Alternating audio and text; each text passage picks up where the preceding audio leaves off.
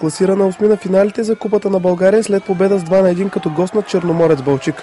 Матчът се игра в Албена пред 1000 зрители, сред които агитка от 50 души от Ловеч.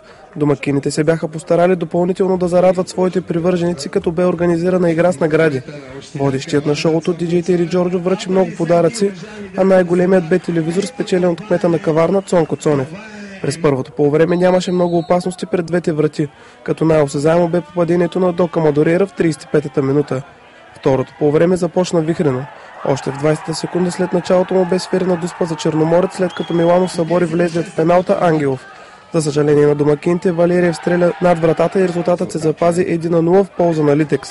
Последваха удари на Томи Венков, но без успех. 57-та минута отново стана интересно пред вратата на Ловчан Ли. Емил Тодоров взелито стреля към вратата, след което останаха съмнения за игра с ръка на Пламен Николов, но Антон Генов остана безмолвен.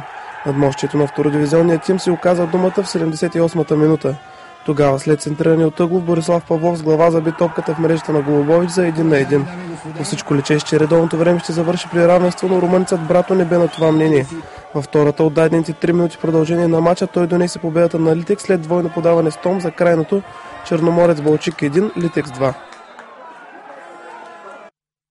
Не съм доволен и видях един отбор, говоря за Литекс, отпуснат, разконцентриран, явно без желание да продължи по-нататък. Смело мога да кажа, че ако бяха вкарали и дуспата Черноморец и след това и едно-две положения, аз съм сигурен, че ние нямаше да продължиме. Просто късмета ни покри, накрая вкарахме го. Ако Черноморец бяха успяли да си вкарат тези положения, край ние бяхме до тук, съвсем откровенно ясно. И на фона на тази игра това заслужаваме. Показахме дух и характер. Аз още и преди мача казах, че Литекс наистина са класа.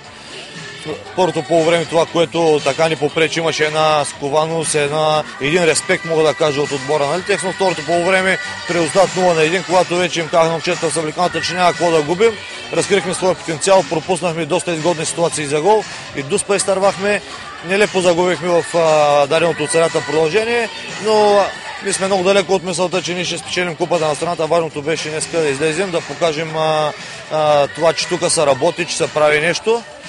Играхме, смятам, че второто полувреме, особено открит футбол, гордея с моите момчета, показаха дух и характер. Беше ви свирена една дуспа, поискахте втора? И аз казах и на вашите колеги, че аз претенции към Антон Генов не мога да имам. Напротив, справи се перфектно. Дуспата, която отсъди за мен беше 100%. За втората ситуация така е преценил. Може би вие виждате, всеки матч има неволна игра с ръка в наказателното поле. Не мога да го виня или да има някакви претенции, че не на втора дуспа. Пък и далеко съм от мисълта, че срещу Литекс мога да не дадат две дуспи в един матч.